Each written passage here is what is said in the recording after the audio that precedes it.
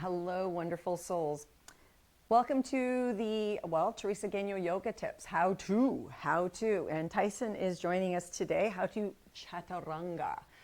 What is that exactly? It's like a push-up, yet your arms are externally rotated, meaning this. So a broadening in the chest. And I find that most people do not have that stability when they begin their yoga practices because there isn't a lot of awareness around what that looks like. So I'd like to really go deep into that demonstration of that. Sorry, Tyson, we're going to have to move you just a little bit. How about if I put you in the back here? You could sit back there, okay? Oh, he's so snuggly today. So chaturanga, and for those Sanskrit lovers out there, if I've butchered that in any way, please forgive me, I'm human. So what it is, I'm just going to turn sideways. There's this, just think of this alignment, as I stick my tongue out, alignment. The external rotation, meaning your upper arms will externally rotate, your forearms will internally rotate, and creating like this L shape, and your wrists go into extension. Very challenging for most human beings. That's why they bow the elbows out and the shoulders roll in.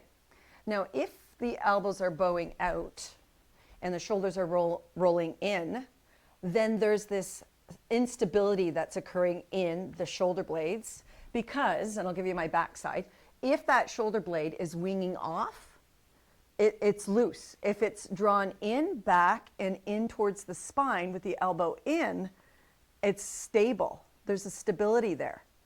So it's really important that the difference between your arms externally rotating on the upper arm bone, the humeral bone, so that the collarbone broadens and that those muscles engage and the shoulder blades go down the spine, there's stability. But as soon as I roll my shoulders forward, wing my elbows out, there's this mobility that is just not stable. So I know this is really key points about being in any arm balance, especially chaturanga, side plank, for example. I'll just give a little one too. So if I'm going to do a little side plank with the support of my knee, I'm going to automatically externally rotate my upper arm so that my shoulder blade goes down the spine and there's stability there. It's stable. But if I roll my shoulder forward and that shoulder blade comes off the spine, I mean, honestly, I couldn't even, it hurts so much to even get my hip up like that. I'm just going to have a shoulder that's sore. So if I externally rotate that shoulder, my hip automatically comes up. Well, because I'm stable here, I'm able to push the floor away. So again, I know this is the top for this one. So if I'm choosing to internally rotate, bow the elbow, and I'm doing my best to come up in a side plank, it's not going to happen. If I externally rotate, draw the, oh, whoa, look at that. There's so much stability here. So literally, not rounding the back, shoulders forward, and that's not cool. Shoulder blades, externally rotate upper arm, shoulder blades down the spine. What? Stability. Not necessarily winging out like mine, or you got to fill in that space. It's work. It is.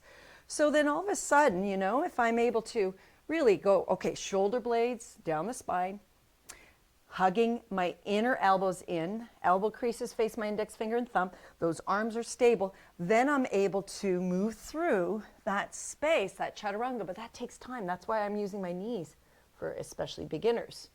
So if I'm winging my elbows out, rolling my shoulders forward, my shoulder blades are off my spine, and I'm doing my best to chaturanga, it looks usually like this. People, sorry, I'm not laughing at you, but it's not healthful, it's not happening. Please don't do that. Please stop that insanity. Talk to your yoga guide in the space that you're going to a yoga practice, or if you're online, please stop. And just take a moment to reassess.